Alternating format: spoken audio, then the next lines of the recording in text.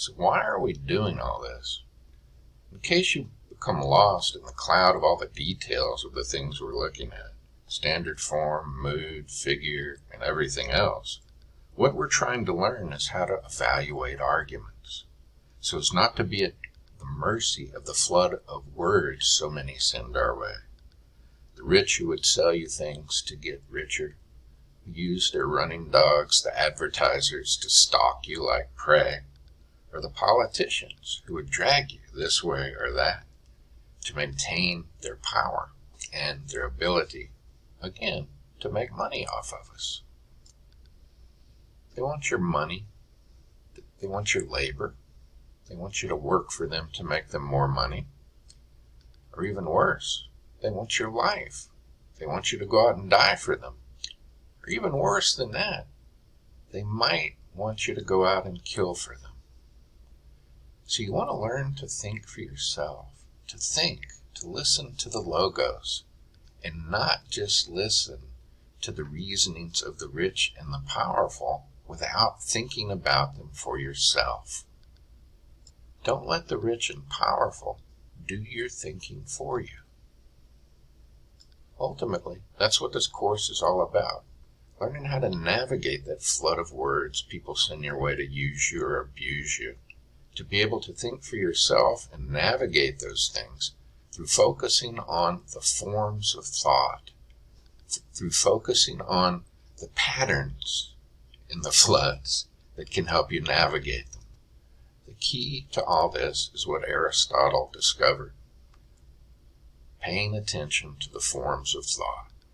Now remember that when we evaluate arguments, we consider two questions. Do the premises support the argument? And are the premises true? Now the question of the truth of the premises relates to soundness, and the question of the premises supporting the argument relate to its formal validity. The premises support the conclusion, which means the form is valid. Then we're thinking about the logical strength of the argument, measuring that strength by measuring the logical gap between the premises and the conclusion in terms of its formal structure. And in a deductive argument, remember, as opposed to an inductive argument, logical strength is not a matter of degree, but it's an all or nothing thing. It's going to be 100% right or 100% wrong. It's going to be a 1 or a 0. It's going to be on or it's going to be off. So a valid syllogism then has no internal gap between premises and conclusion at all. If the premises are true, then the conclusion must be true, and it's impossible to have all true premises and a false conclusion. So you cannot accept the premises and deny the conclusion without contradicting yourself and showing yourself to be senseless and unthinking. An invalid argument, then, short-circuits the argument. The logical juice just won't flow from the premises to the conclusion. Since the premises confer no support on the conclusion, there is a gap and its logical strength is 0.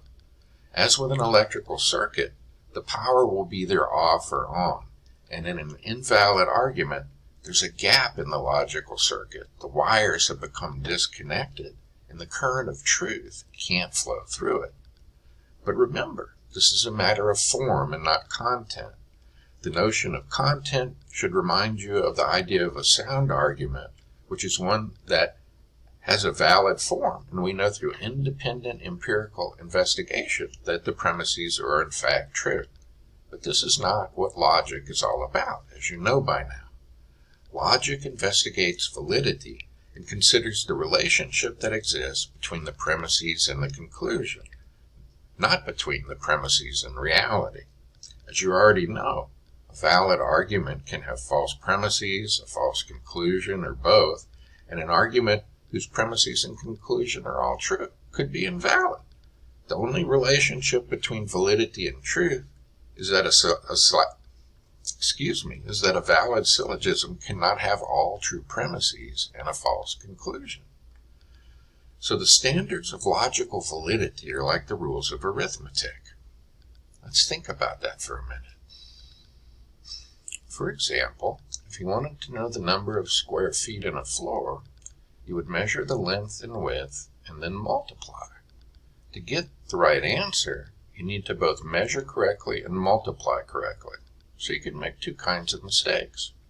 You could start with the right measurements, but multiply incorrectly. And that would be like an argument with true premises that has an invalid form. Or you could make a mistaken measurement, but still multiply correctly. And this would be like a valid syllogism whose premises are false, and so it's unsound. Just like you could multiply any two numbers, regardless of whether they accurately represent the object you've measured, so we could give a valid argument from a set of premises, even if they're false. So validity is formal. It's simply a matter of form. As you know, two syllogisms with the same form would be valid or invalid depending on that form, regardless of the content, even if one has true premises and the other has false ones. Consider these two here. All whales are mammals, all narwhals are whales, so all narwhals are mammals. And all fish are mammals, and all guppies are fish, so all guppies are mammals. These syllogisms both have the same mood and figure. They're both AAA1, and the only difference in content is that the middle term is changed from whales to fish, which makes one premise false. Right? All fish are mammals. But nonetheless, if fish were mammals, then guppies would be mammals too. Well, clearly, this form is valid in AAA1, right? It's clearly valid, and it's easy to understand. But in a syllogism, we can have 3 propositions in any possible syllogism with 4 possible forms, so that if you were to list out all the moods, say beginning with AAA, then go to AAI, and to AA3, and go on through the list, you would end up with 64 possible moods. And if you combine this with the 4 figures, this gives us 256 possible syllogistic forms. And out of all of these, only 24 is valid. Perhaps you see what I mean about there being a jungle of invalid arguments out there. You sort of have to find your way through. A jungle out there of words that the rich and the powerful hunt in to prey on your minds, to use you and abuse you for their own benefit. The philosopher seeks to use logic to orient himself or herself in this jungle, to find a way to distinguish valid from invalid forms. Most people sort of just fly by the seat of their pants or just wander down any trail that opens up in the jungle. And with obvious arguments, like in AAA1, this seems to work fine most of the time. But there are always some valid arguments that seem invalid. Right? Like it looks like a bad trail to go down, but really it's a good one. Right? And they're really not. And then there are some arguments that sound really good when you first hear them. It looks like a good trail to go down, but it's really not. It's going to take you right into the quicksand. They seem valid, but they're really invalid. So we will learn a method to test the validity of arguments. But before you get absorbed in mastering the details of doing this, remember the real purpose of it: to orient yourself in the jungle, to avoid being prey to the beasts that stalk you there. These are survival skills. Of course, there's another use to which you could put this study. You could use this knowledge to make yourself a better beast of prey. In our culture, the paradigm of this are the lawyers and the politicians. And lawyers seem to naturally evolve into politicians. They learn how to use logic so they can better twist it and pervert it so as to better fool people. It's sort of like the difference between the Jedi and the Sith. It's curious that every time I've been called to jury duty, the last 3 times I've been called to jury duty, they have a part of the trial where you describe what your job is and what you do. And the 2 lawyers and the judge can question you, and then the 2 lawyers, if they want, have a sort of free chance to dismiss any juror they don't want if they both agree on it. And every time I've explained I'm a professor of philosophy and teach logic, The two lawyers talk with each other, then they go up and talk to the judge, and then they all agree that I can just go home. I wonder why. I also think of logic sort of like the martial arts, if you've ever studied them or are familiar with the philosophy behind it, which is based on being an art of self-defense only, or as a way to help those who are being attacked. In fact, I think of it as kung fu logic, grasshoppers. Now, at this point in the lecture, I would usually stop and ask for questions, and we could talk about all this. And I guess we'll have to wait till our Zoom session to do that. So if you have some questions or thoughts or comments, make sure you write them down. So in our Zoom session, we can talk about all these things if you want. So there are only 24 valid forms out of 256 possible ones. Now, as Aristotle said, again, it's possible to fail in many ways, while to succeed is possible only in one way, for which reason also one is easy and the other is difficult. For to miss the mark is easy. He's thinking of a bow and arrow, right? Thump. For to miss the mark is easy, but to hit it is difficult. So if we wanted to, we could simply memorize all 24 valid forms and practice them over and over again, like the medievals did, like medieval 12-year-olds had to do in their schooling. They had to memorize all 24 forms, and they put them into a cool little medieval chant or song that they would chant to themselves, and I'm not going to make you do that. Because in general, most logicians are in favor of algorithms and general procedures that one could learn to apply to any instance to tell whether it's valid or not, as opposed to a simple act of brute memory. And one of the ways Aristotle used to determine the validity or invalidity of a syllogism was to use a set of rules based on whether or not a term is distributed. So I will not make you memorize all the valid forms, or make you think up counterexamples to all 256 minus 24 types of syllogisms, though you could if you wanted to. But in my class, instead, we'll follow in Aristotle's footsteps by using his simple test of rules to validate or invalidate syllogisms. Now, there's also another way, which we're not going to do in this class, because it's just too time-consuming. Quite frankly, if we're not in the classroom, and that's the method of Venn diagrams. If you want to study the method of Venn diagrams, the textbook I've had you order gives a fine explanation of it and has many interactive examples and quizzes. But in our accelerated schedule we're on here, we're going to focus on Aristotle's rules, which I think make more sense anyway. The diagrams often confuse people, but the rules are very simple.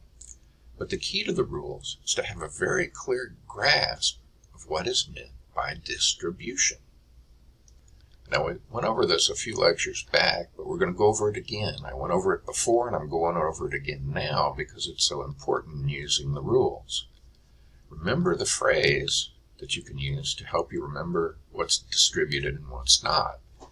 Universal statements distribute their subject terms, and negative statements distribute their predicate terms.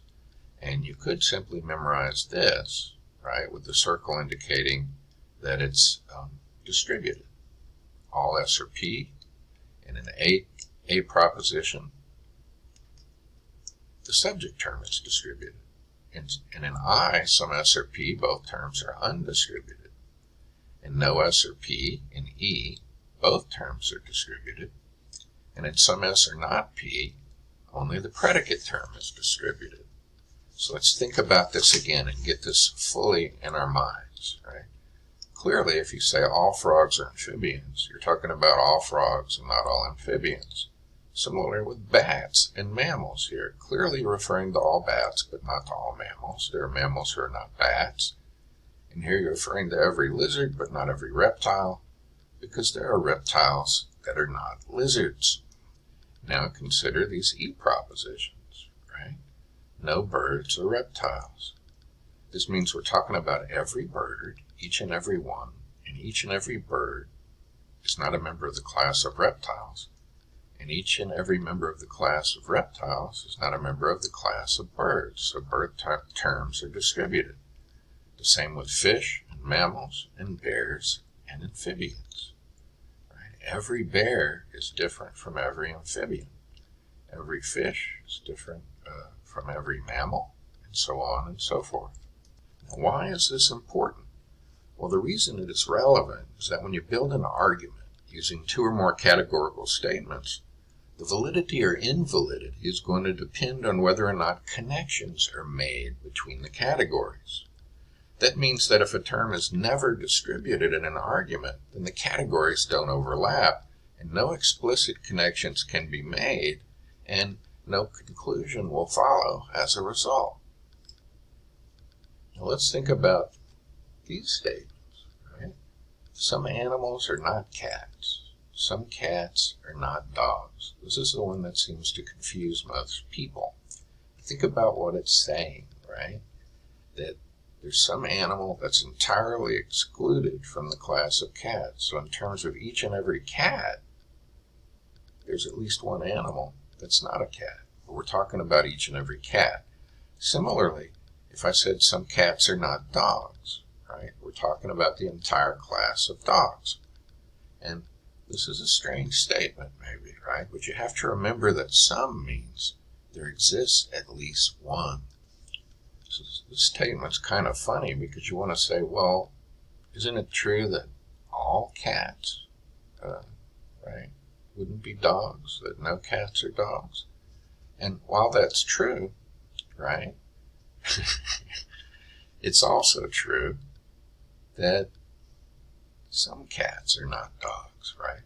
If all cats are not dogs, then it must be true that some cats are not dogs. And this is what we call a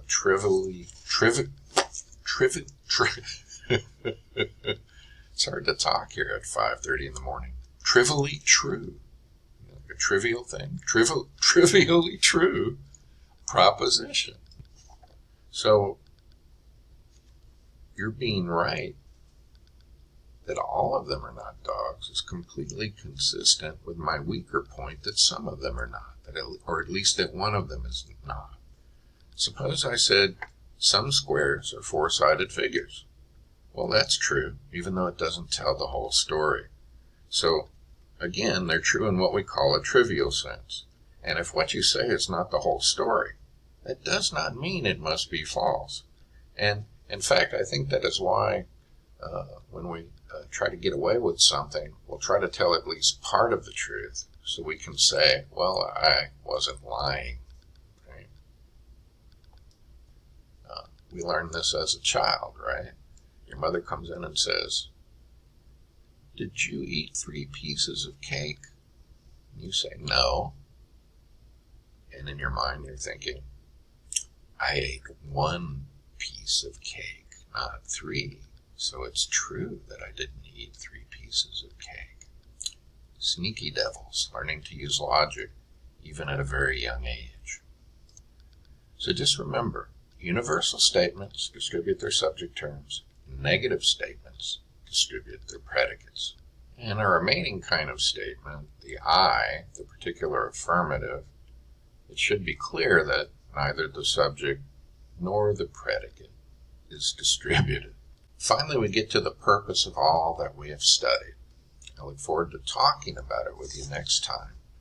Thank you for your kind attention.